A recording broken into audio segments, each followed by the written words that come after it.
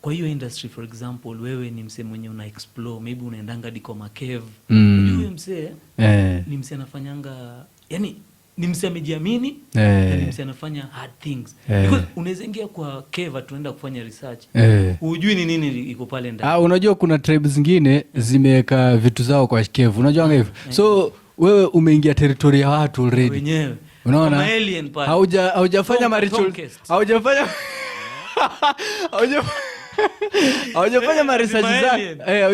research zako. Yaani umeenda kwa territory ya watu. Ya wenyewe. Wao wanajilinda, masoldier wao wanajilinda na hizo vitu bro. Kuja wewe, so wewe na kamera yako pale unakuta tenka sound fulani kanaongea hapo. Inakuwa movie.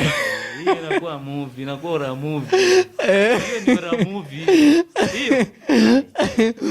My friend, kila kitu iko na challenge zako. Lakini wao wanajiamini.